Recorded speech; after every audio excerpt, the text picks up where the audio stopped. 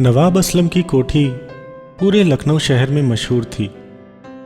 नवाब साहब का लखनऊ में काफ़ी रुतबा और दबदबा था। कोठी में तमाम नौकर चाकर उनकी जी हजूरी में लगे रहते थे। नवाब की इकलौती बेटी थी ताहिरा। ताहिरा बेहद ही खूबसूरत, संगमरमरी बुत की तरह तराशी हुई कमसिन हुस्न जमाल थी। वो कॉलेज में पढ़ रही थी।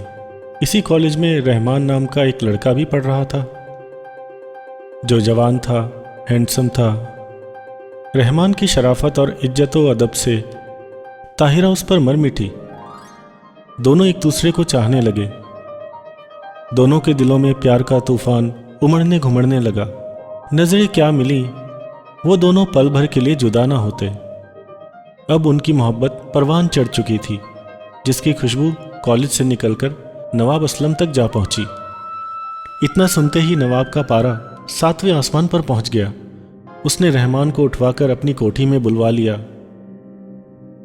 मालूम पड़ा है कि रहमान ईंट भट्टे पर काम करने वाले मजदूर का बेटा है। तो नवाब गुस्से से उबल पड़ा। हिदायत दी कि आइंदा ताहिरा की तरफ नजर उठाकर भी न देखे। मगर प्यार तो अंधा होता है। नवाब की बात का न ताहिरा पर असर हुआ न रहमान पर। नवाब का कहर बिजली बनकर दोनों पर गिरा। ताहिरा का कॉलेज आना जाना ही बंद हो गया। उसे कोठी की चारदीवारी में कैद कर लिया गया। ताहिरा की आंख से जरजर आंसू बहने लगे। उधर रहमान भी उसकी जुदाई में तड़पने लगा। दोनों एक दूसरे के दीदार करने को तरस गए।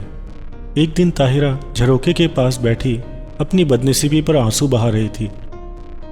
तभी ताहिरा को झरोखे के नीचे रहमान नजर आया। दोनों एक दूसरे को देखकर तड़प उठे।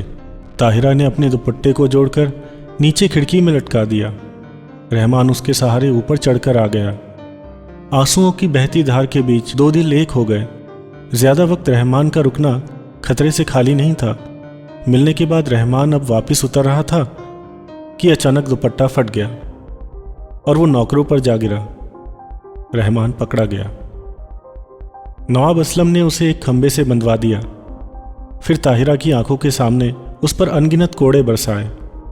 ताहिरा की चीखों से आसमान फट पड़ा। लहूलुहान रहमान को कोठी के बाहर फेंक दिया गया। ताहिरा पर कठोर पहरे बिठा दिए गए। इसी बीच ईद का दिन आ पहुंचा। रहमान बुर्का पहनकर ताहिरा तक पहुंचने में सफल हो गया। ताहिरा ने जार जार रोते हुए बताया कि उसके अब्बाजान ने उसका रिश्ता तय कर दिया है। अगले हफ्ते उसकी बारात आ जाएगी। दोनों ने फौरन कहीं दूर भाग जाने का प्लान बना लिया। अब तक नवाब असलम को भनक लग चुकी थी कि रहमान उसकी कोठी में दाखिल हो चुका है।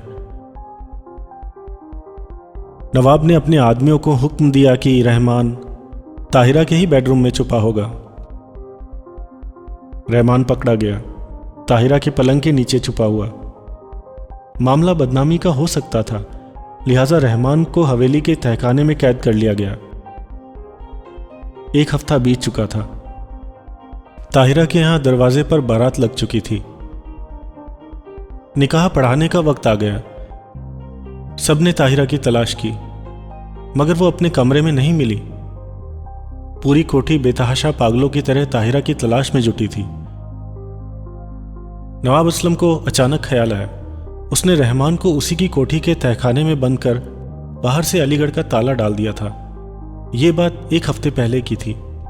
उसकी चाबी कहाँ है, ये असलम को याद नहीं आ रहा था। फिर भी वो झटके से उठा और अपने आदमियों के साथ तहखाने की तरफ दौड़ पड़ा। उसका अंदाजा सही निकला। तहखाने का ताला टूटा पड़ा था। वो दरवाज़ा धकेलकर तहखाने में आ पहुंचा। पूरा तहखाना बदबू से भरा हुआ था। अगर वो नाक पर हाथ नहीं रखता तो असहनीय बदबू से उसको उल्टी हो जाती। अब तक सब तहखाने पर आ पहुंचे थे। सभी का बदबू से बहुत बुरा हाल था। अचानक नवाब असलम के पैर ठिठक गए।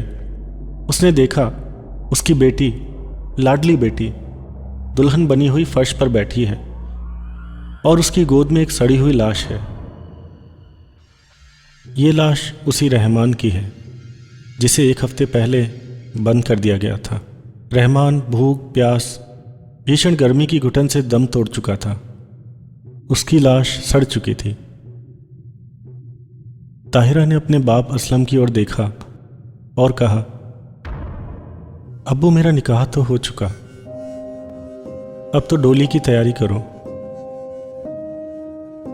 उसे अपने रहमान के साथ विदा होना है। सबने देखा ताहिरा के मुंह से खून निकल रहा था। नवाब असलम समझ गया उसकी बेटी ने हीरा चाट लिया है जो उसकी अंगूठी में जड़ा था। ताहिरा की आंखें पथरा गईं, स्थिर हो गईं। ताहिरा मर चुकी है। उसकी गोद में उसका प्यार पहले ही दम तोड़ चुका है, जिसका नाम रहमान है।